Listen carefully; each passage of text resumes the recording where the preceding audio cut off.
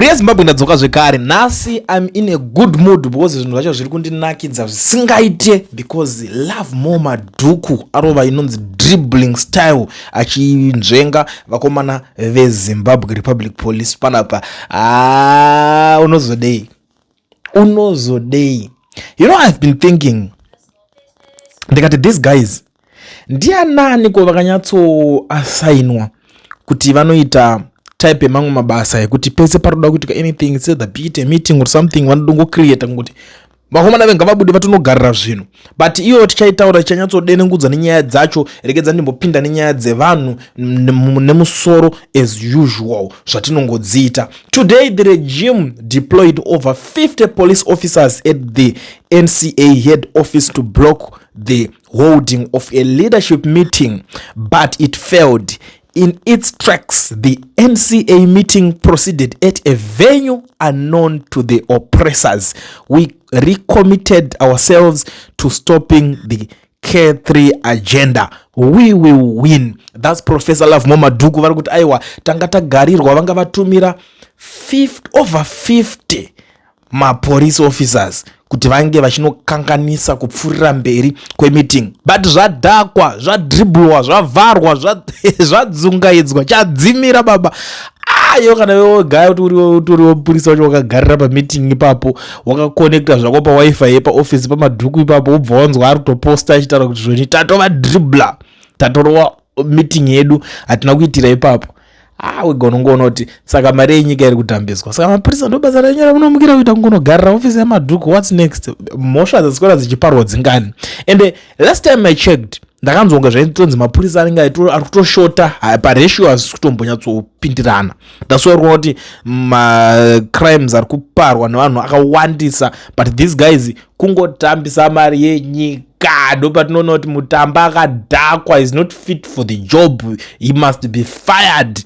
That's my view on Mutamba. He must be fired because he must learn to be professional. Kwete kuda kupindira mune nyaya dzezvinhu zvematongerwo enyika zvarisiro basa rake ndiri kuchengetedza macitizens achide not to say, but kwete ngonzi ungori munhu anongomirira ngonzi kwakati kuri tukachakati and then uri kusiya majuniors ako achingodeploya vanhu manigina say aya. It's unprofessionalism zvanyanya. Mapurisa ekupiwa unoitisa zvinhu zvekupusa kudaro. Saka unofunga kuti dai vaipinda basa vachiudzwa kuti ndo zvamuchenge muchiita, do you think kuti pana aizomirira kana kuti aifarira kuenda achinoita zvinhu zvakadaro? Aya zvine nharo shosho. But tiri dribbling ipapo, rega tinzwe vana vekumusha kuti vari kuti kudii. I would want to thank maZimbabweans zvakanyanya nenyaya dzekupindira munyaya dzevanhu nemusoro, ende unoziva kuti takunyatsoita tichipindirana manje neMazimba because Mazimba anodzidawo nyaya dzevanhu, ndichidzidawo nyaya dzevanhu, ndichibva neengo ndakadai so, ivo vachibvawo neengo vakadai so, tichipinda munyaya dzevanhu nemusoro, tichinyeya nyaya dzevanhu. Right. Wekutanga panapa ari kuti when the general population is entirely consumed by the daily struggle to find food, clean water and clothing, they have very little time or energy left to risk their lives. Protesting screwed constitutional bill, the political elite are fully aware of this execution. Learn. Are going to use technology and do meetings in your individual offices and homes. Ringori kutaura zvekuti vaite mari. Man, kinaya musafungoti haitweka. Pane mamwe kuti vanhu vanoti ngationa face to face. Munogona kucreate meetings aya. Motoita online. Mongosenderana link. Vanhu votojoina, motoita meetings enyu. Iyoyo itori effective zvekutodaro. But pane dzimwe nguva dzekuti paroda kutombonyatsoonesa kuti komana ngatitomboungana panzvimbo. Ndozviziva kuti iyi yamuri kutaura yekuti panongorohwa chekuseri kana kuti chekuleft, chepakati peusiku ngodza ngatitaura something panenge pachinetsa. Now umwe ari kutaurawo panapa ari kuti Chiwenga and his so-called generals must remove Imbagaidzi. We will certainly use any means available to us to liberate our country from these occultic murderers and criminals masquerading as government. Chiwenga ngabvisi vanhu vake vakaisa yakabvira kudhara statement iyo hatichaikomende. I think takaipindura more than enough. Umwe ari kuti hello prof Pollard aims to foster dialogue and address nation crisis, yet many wonder what tangible benefits have citizens or your party, the NCA, achieved aside from the controversial vehicle handouts that have you personally gained. Mumwe ari kutaura zvemadhira wePollard atine nazvo Madhuku ngaachika achiguta kana zviri zveskirira kana angagadzira chinhu chake ima musuda kugadzirawo chenyu manje saka inini pakadaro totongoti haiwa mheno umwe ari kuti Madhuku strategy strikes again. Zvara mugambe zvekuti Madhuku strategy hakusi kudena here kaka. Unknown to who? Prof, the state security apparatus are everywhere. They already have the minutes of your meeting. Musatange hondo vanhu imi. Anyway, ZANU-PF is here to stay. Munoda or amudi. K3 is now the law of the land. Ringo rikutaura richisimbisa zvinhu but ukada mutarisa kana muchida mune nharo ndise picture rake munhu wacho akutaura izvozvo muone kuti akamira sei. Munoona kuti munhu akacheneruka nemukanwa ndozva zvinongoita ka munongosupporta zvinhu zvausingazive. But anyway, tinovaona pachikamu chinotevera. Have you ever tried to find out whom amongst the executive and employees in the police informer, the police aren't sangomas or prophets? Vanhu zvinozikanwa ko vanombotenderera here kavaona uzovaita sei? Hazvisi mbori zvinhu zvekutenderera ka vatokudza kuti ningi ndatotaura zviri simple one mozoziva modiyo ingonanga kuti mutamba iwo majuniors ako adeploy ndanani because anenge achiziva ka ndiye mukuru wacho ndiyatoziva umukulu manje unozonzwa kuti ndokwabva neorder yacho. And what next? Mutamba is part of the system. He is the system, in fact, because tikatitaura kuti he is part of the system ka tatongotaura zvimwe zvakafanana kungoti roko rako iri utongoti uri roko uri munhu uri ningi uri chibhodhi uri chimiri chanhingi kaiwo so unongori part of the problem.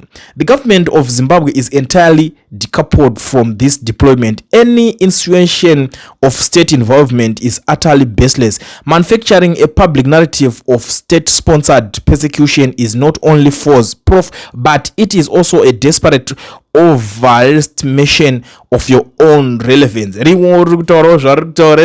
kana uchiti government is not part of it, saka police yacho ndechi munozvita vakadzidzawo musina dzinodhonzawo futi.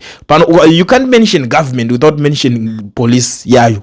You can't mention government without mentioning army. You can't mention government without mentioning chiko magadjeri kana kuti iwe shamari chese inongonzi civil servant ndo government dzacho idzodzo. So don't say government is not part of it. Saka unofunga kuti imbavha here dzaenda idzi kana kuti uri kuti machi ndanzwa umwe achiti anzi maybe anogona kunga ari machi anzi machi mabota gets or whatever. Meno zita rimwe mention is it fun bazimba munongotaurawo zvese zvese ka ngari kuti their governance is characterized by oppression while they excel and at extracting labor to sustain the economy. They failed to meaningfully upgrade infrastructure, reform the sector, or build an education system aligned with the technological demands of the present era. Okay, tazvizwa. But ZANU-PF meets every day. ED rules stinks. Okay. Alright. Wazodini information diyo yekuti varegire every day. Zvikuita zvichi. Hanzi mafanizi anowanda munyika muno. You are still talking about stopping Cap 3. Why not? He's a constitutional lawyer. Yeah, let me tell you guys. Let me try to educate him. And sometimes I used to blame on where I got accounts. One pino wa package kwa kana wa short or whatever. As long as unzukisa chichirunya tsotika patona aska dasinga zedu sinzosha ndase. Yes, Madhuku anokwanisa kuchimisa chino. Anokwanisa kutochiriveza because as long as judgment vachingoirana because pa argument kunomira naye mukoti anything to do with constitutional law abatike mfeso ya magetsa nati mazvona saka iye akatukudza kuti apa toda iso chinongochikisa chete paari ndechekuti amuzozive kuti how serious he is about issue yacho iyoyo asi upa kungoda kungodribble off kuti imimi vanhu here at the end of the day kana good. But if he is for the people zvechokwadi chaizvo nemoyo wese this guy anokwanisa kutodeliver zvakatofamba mushe that is kana judge wacho asinawo kungotiwo zvawafunga zvawagaya ndizvozvo hameno because zvekumira chaizvo muningirikini anokwanisa kuenda kana tochistopa kachikarivheswa chinhu chaicha zvakanaka mukatoshamisika nawo umwe ari kuti vana Madhuku naiyo polisi yacho anazvo shuwa vangapedza few netime yavo pana Madhuku here. Police Zimbabwe, don't waste our taxpayers' money on useless issues. You are giving Madhuku unnecessary relevance. Miss Clay has unnecessary relevance. Alright. You are funny. If you to know unnecessary relevance, you comment on kana iri unnecessary relevance. Cause kana yo une relevance iri necessary. Enda ku office kwa mtamba unomudza direct. But aubvumudza kupinda ikoko because uri shiri. What's the real strategy? As long as they are safe and the citizen is not safe, oppression will continue. Simple. Alright. Anyways, guys, thank you so much. Kupinda onchimbonzo kuti vana veZimbabwe vari kuti kudii cause inini hakuna chinhu chandino respecta kudarika maZimbabweans. Nyaya Hombe ndangandana pana panhasi yakamira yakadai so. Professor Madhuku vari kutaura kuti zvoni. Today the regime deployed over 50 police officers at the NCA head office to block the holding of a leadership meeting, but it failed in its tracks. The NCA meeting proceeded at a venue unknown to the oppressors. We recommitted ourselves to stopping the K3 agenda. We will win. Ndo nyaya ndangoti ndiuye nayo ndakakubatira yanga iri kutaurwa panapa iri kuitika. Ndandamboya ndikataura katime yacho kuti vanga vakadeploya vakadai so, but akuchikuzivisai zvazoitika kuti chibodzwa zvazoperera papi. Madhuku akwanisa kudribla this regime yarohwa 10-0, Madhuku 10, Mnangagwa 0. Ndo mamiriro akaita zvibodzwa zvanhasi. Kana kuti Madhuku 10 Mutamba 0 ndo mamiriro akaita zvibodzwa zvacho. Kana tichinge tazosangana nedzimwe nyaya dzinenge dzirimo musystem tozoonesai tichionesana kuti ndeipi nyaya imwe iri kupisa zvekare. Zvamanje manje ndiri kuti rarai zvakanaka matonhorerwa anziye kumabasa kwenyu kwakangurisei kwamuri, and I don't know where are you guys watching me from. If you are willing, you can tell me kuti where are you watching me from.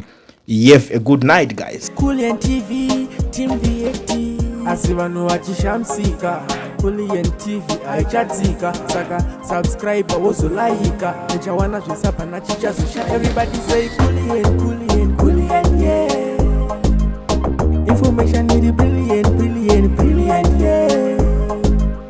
Everybody say Kulian.